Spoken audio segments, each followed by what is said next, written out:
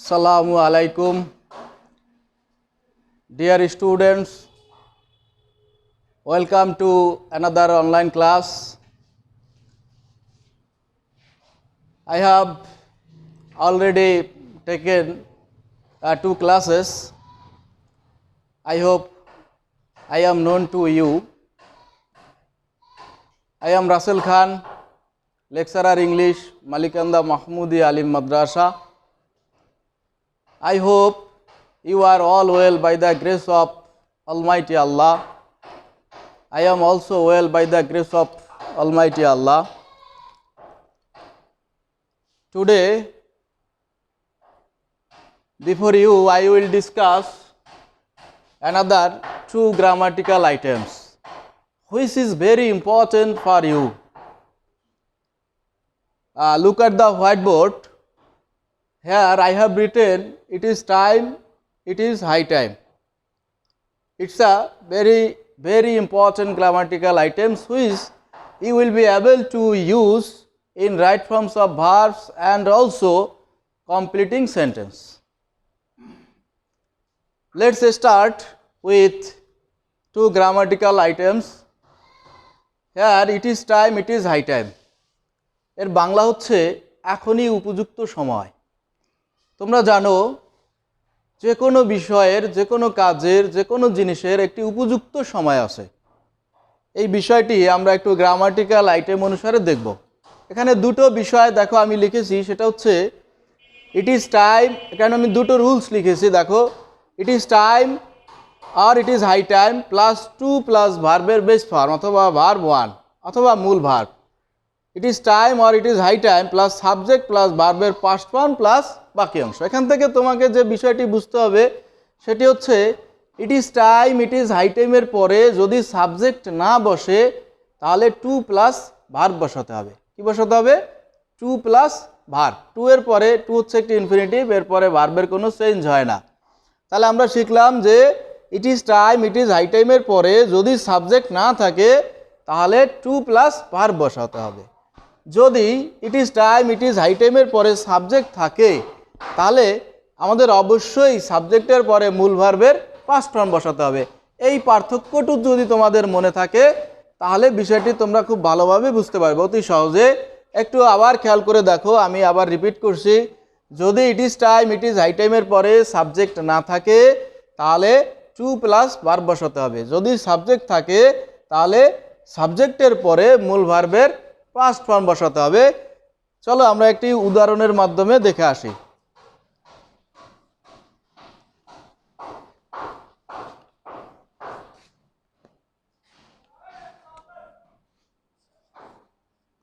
It is time to play cricket.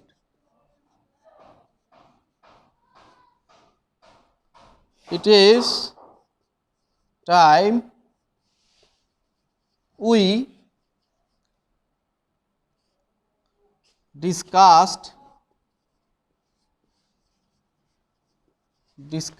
the matter.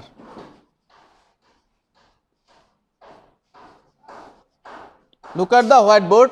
এখানে প্রথম উদাহরণটায় দেখো ইট ইজ টাইম, এরপরে কি কোনো সাবজেক্ট নেই। যেহেতু সাবজেক্ট নেই এই কারণে 2 এর পরে আমরা দেখো মূল ভার্বের বেস ফর্ম বসিয়েছি। নিচের উদাহরণটিতে দেখো ইট ইজ টাইম, এরপরে একটি সাবজেক্ট আছে উই। যেহেতু সাবজেক্টটি চলে আসছে এই কারণে আমাদের মূল ভার্বের দেখো মূল ভার্বটি ছিল ডিসকাস আর আমরা চেঞ্জ করে বসালাম ডিসকাস্ট। ডিসকাসের পাস্ট ফর্ম হচ্ছে ডিসকাস্ট। তাহলে আমরা আগেই জেনেছি যদি it is time, it is high টাইমের পরে সাবজেক্ট থাকে তাহলে আমাদের মূল ভার্বের পাস্ট ফর্ম বসাতে হবে। এখন পরীক্ষায় যদি দেখো পরীক্ষায় কিভাবে আসতে পারে, পরীক্ষায় যদি এভাবে আসে ইট ইজ টাইম উই, এখানে ব্র্যাকেটে আসলো প্লে দাবা। এবার দেখো এখানে অবশ্যই কি রাইট ফর্মস অফ ভার্বসের এই যে ভার্বটি আছে সেটি ভুল আছে। কেন? আমরা জানি it is time, it is high টাইমের পরে যদি সাবজেক্ট থাকে তাহলে আমাদের এই মূল ভার্বের কি হবে? Past form. তাহলে প্লের পাস্ট ফর্ম বসাতে হবে আমাদের। প্লের পাস্ট ফর্ম কি হবে? প্লেড। আশা করি তোমরা বুঝতে পেরেছো। এবার দেখো এই একই গ্রামাটিক্যাল আইটেম আমরা কমপ্লিটিং সেন্টেন্সেও আমাদের আসে এবং কমপ্লিটিং সেন্টেন্সে আমরা ব্যবহার করতে পারি। ফর এক্সাম্পল মনে করো এরকম আসলো, it is high time we, এরপরে ডট ডট ডট ডট দেওয়া থাকলো। এখন দেখো আমরা জানি ইট ইজ টাইম অথবা ইট ইজ হাই টাইমের পরে যদি সাবজেক্ট আসে তাহলে আমাদের স্ট্রাকচারটি হচ্ছে এরপরে অবশ্যই একটি মূল ভার্ব দিতে হবে, সেই ভার্বের পাস্ট ফর্ম বসাতে হবে প্লাস অবজেক্ট অথবা বাকি অংশ বসাতে হবে।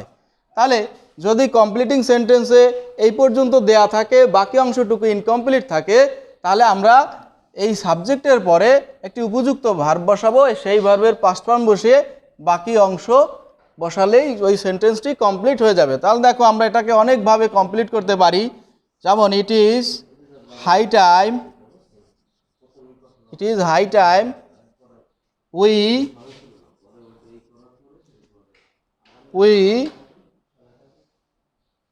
discussed the matter, অথবা it is high time we played cricket, it is high time we watch TV. এরকম তুমি অনেকভাবেই হচ্ছে তোমরা এই সেন্টেন্সগুলোকে কমপ্লিট করতে পারো। আশা করি ইট ইজ টাইম এবং ইট ইজ হাই টাইমের যে ব্যবহারটি, এই ব্যবহার নিয়ে তোমাদের আর কখনোই কনফিউশন থাকবে না। তারপরে আমরা আরেকটি গ্রামাটিক্যাল আইটেম একটু দেখি।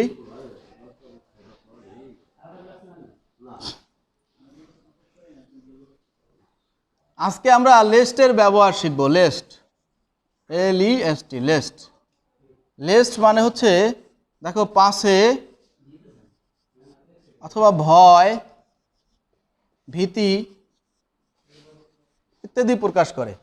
লেস্ট দ্বারা পাশে ভয়, ভীতি, শঙ্কা এরকমটা প্রকাশ করে। এখন এই গ্রামাটিক্যাল আইটেমটি আমরা রাইট ফর্মস অফ ভার্বস এবং কমপ্লিটিং সেন্টেন্সে ব্যবহার করতে পারি।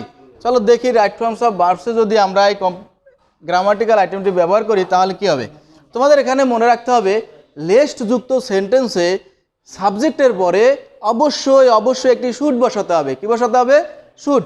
অর্থাৎ আমরা লেস্টের পরে সাবজেক্ট বসাবো, সাবজেক্টের পরে আমাদের যে মুডাল অক্সিলারি আছে, কতগুলো মুডাল অক্সিলারি যেমন can, could, may, might, shall, should, এর মধ্য থেকে সব সময় এই মুডাল অক্সিলারি শুড তোমাকে বসাতে হবে।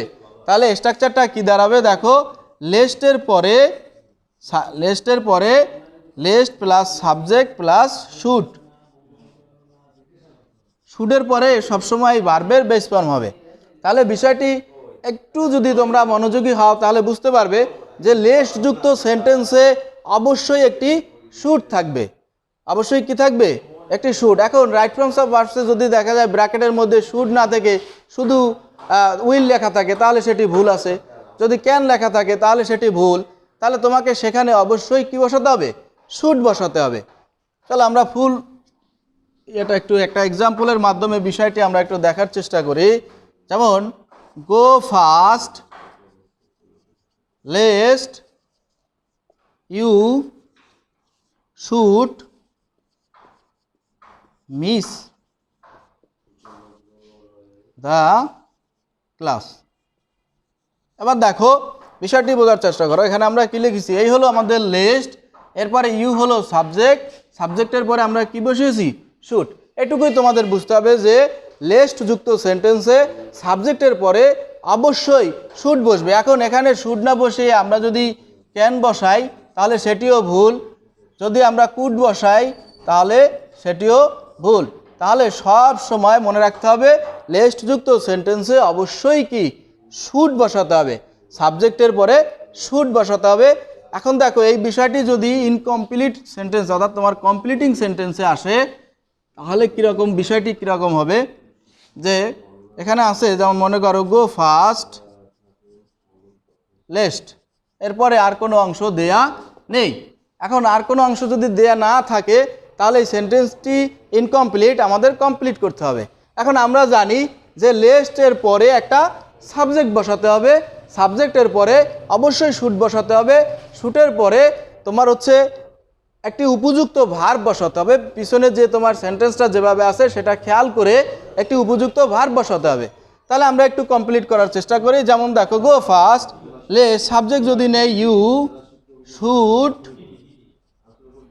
Should miss the train. তাহলে দেখো বিষয়টি ক্লিয়ার হলো। এখন আমরা এই যে গ্রামাটিক্যাল আইটেমটি আছে, এটি আমরা রাইট ফর্মস অফ ভার্বস এবং কমপ্লিটিং সেন্টেন্স এই দুই জায়গায় ব্যবহার করতে পারি।